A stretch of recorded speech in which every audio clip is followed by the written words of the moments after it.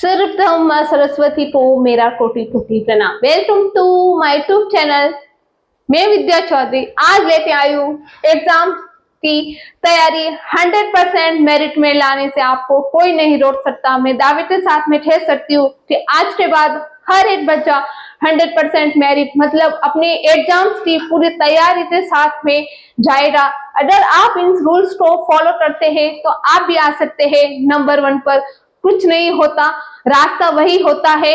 कई बार हम अपने मंजिल को तो एक ही रखना है।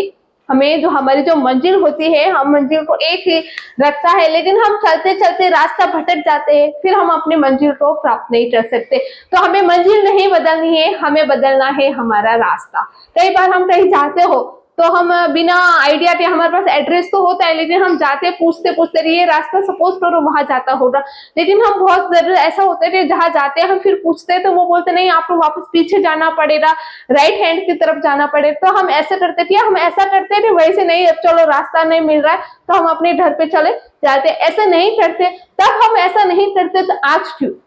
तो आज क्यों? हमारा सपना है कि हम अच्छे नंबर से प्राप्त हो, अच्छे नंबर हमें मिले, हम अच्छे नंबर मेरिट में आए, तो फिर क्यों हम हार जाते? तो आपको हारना नहीं है। तो किसी भी नए कार्य की शुरुआत करने के लिए महान होना जरूरी नहीं है, कि शुरुआत करने के लिए महान होना जरूरी नहीं है, लेकिन हाँ महान बनने के लिए शुरुआत करना जरूरी है।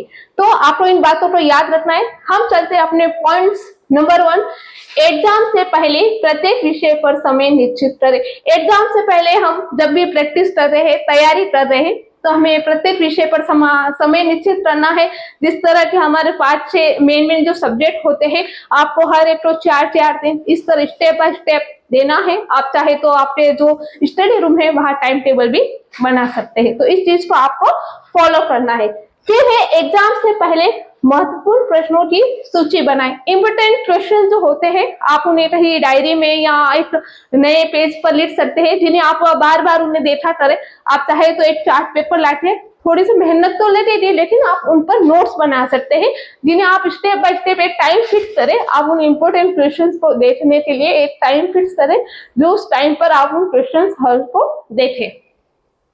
फिर है थर्ड वाला, एग्जाम से पहले दिन पाठ्य पुस्तक के अनुसार प्रत्येक अध्याय के नंबर को ध्यान में रखकर तैयारी करें। हमारा जो सिलेबस होता है उसमें क्या होता है कि जो देखो कौन से टॉपिक पर हमें पहले ही हमारे जो सर वगैरह होते हैं वो हमें बता देते हैं कि फर्स्ट वाले टॉपिक 4 नंबर के आएंगे, सेकेंड वाला टॉपिक जो 1 नंबर का आएगा।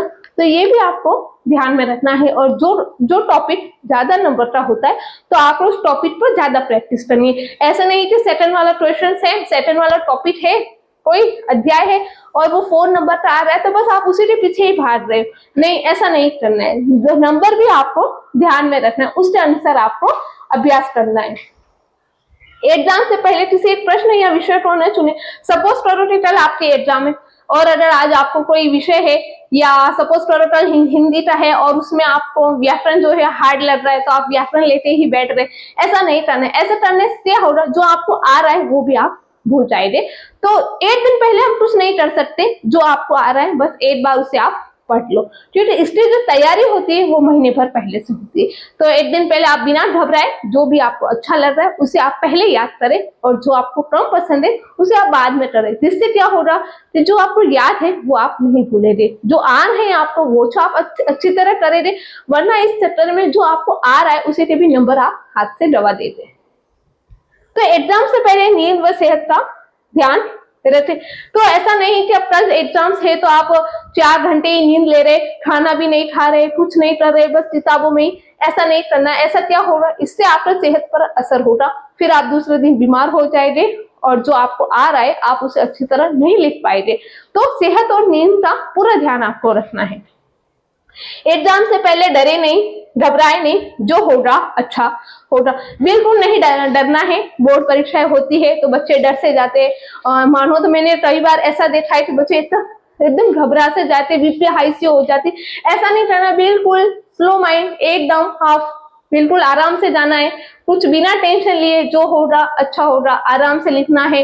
कौन सा लिखा कौन सा नहीं लिखा बिल्कुल आपको टेंशन नहीं लेना है। बस तैयारी हमेशा जबरदस्त करनी है। टेंशन लेने से क्या होगा, आप डर जाएंगे तो आपका कॉन्फिडेंस गिर जाएगा और ऐसा हमें नहीं करना है। तो एग्जाम से पहले मन में भगवान के प्रति श्रद्धा व बड़ों का आशीर्वाद जरूर ले। कहते हैं कि आशीर्वाद के बिना कुछ संभव नहीं होता। अगर आपने तैयारी जबरदस्त की है तो ऊपर वाला आपके साथ में है, वो जरूर आपका साथ दे रहा। तो भगवान के प्रति मन में श्रद्धा हमेशा होनी चाहिए कि कोई एक तो है शक्ति जो इस दुनिया को चला रहा है, उस पर हमेशा विश्वास रखे और अपने अटूट विश्वास के साथ उन्हें कहे कि हे भगवान, मैंने मेहनत की है, आप हमेशा मेरा साथ देना। और बड़ों का आशीर्वाद, आप जब एग्जाम्स देने जा रहे हैं, आपके माता पिता दादा दादी जो भी है, आप उनका आशीर्वाद ले। कहते थे आशीर्वाद में बड़ी शक्ति होती है। तो इन सब नियमों का आप अगर पालन करते हैं तो आज के बाद में आपको जो एग्जाम की तैयारी होगी उसमें ना तो आपको डर लगेगा, आप जब एग्जाम देने जाएंगे तो बिल्कुल फ्री माइंड होते जाएंगे और टॉपर ही बनेंगे अगर हम इन नियमों का पालन करते हैं। और तो आशा है, उम्मीद है कि आज का जो वीडियो है हर एक बच्चे को अच्छा लगा होगा और आप इन नियमों का अगर फॉलो करते हैं तो अगर आपका जो रिजल्ट होता है वो किस तरह होता है वो मुझे कमेंट बॉक्स में जरूर लिखे। और वीडियो पसंद आया हो लाइक करें, बहुत सारे बच्चे जो अनजान हैं उन्हें शेयर करें। मिलते हैं अगले वीडियो में, तब तक वंदे मातरम।